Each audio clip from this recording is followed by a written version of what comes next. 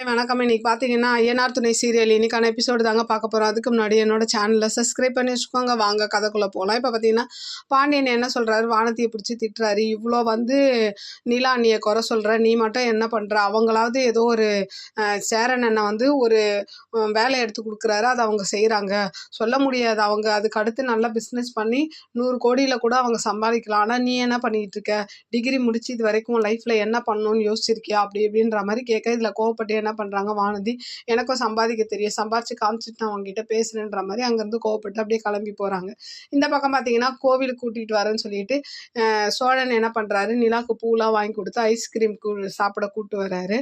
ஐஸ்கிரீம்லாம் சாப்பிட்டா அப்போ இந்த மாதிரி சொல்கிறாரு, இந்த மாதிரி அழகான பொண்ணு என் லைஃப்பில் வருவான்னு எதிர்பார்க்கல அப்படின்னும் போது நிலாவும் சொல்கிறாங்க, இந்த மாதிரி ஒரு ஃப்ராடான மாப்பிள்ளை கல்யாணம் பண்ணுவேன் நானும் தான் எதிர்பார்க்கல அப்படின்ற மாதிரி சொல்ல, அப்போ இவர் சொல்கிறாரு, நான் ஃப்ராடு தான், ஆனால் இனிமேல் நான் அதெல்லாம் பண்ண மாட்டேன் அப்படி இப்படின்ற மாதிரி சத்தியம்லாம் பண்ணி 2 பேரும் ஒரு வழியாக ஒரு ஜாலியாக ஒரு லைஃப்பில் இருக்காங்க. அப்படி இந்த பக்கம் பார்த்தீங்கன்னா என்ன ஆகுது, வானதி வீட்டில் என்ன பண்ணுறாங்க, பாண்டியன் கிட்ட பேசினதை வச்சு எனக்கு ஒரு மெடிக்கல் ஷாப் வச்சு கொடுங்கன்ற மாதிரி கேட்க, அவங்க அம்மா வீட்டிலலாம் திட்டுறாங்க, இவளை இதுக்கு தான் கல்யாணம் பண்ணி அனுப்பணுன்றது, எங்கேருந்து போகிறது நம்ம இவ்வளோ பணம் அப்படி இப்படின்ற மாதிரி கேட்க, அது வானதி எனக்கு தெரியாது, நீங்கள் எனக்கு மெடிக்கல் ஷாப் வச்சு கொடுங்கன்ற மாதிரி கோவமாக சொல்லிட்டு உள்ளே போய்ட்றாங்க.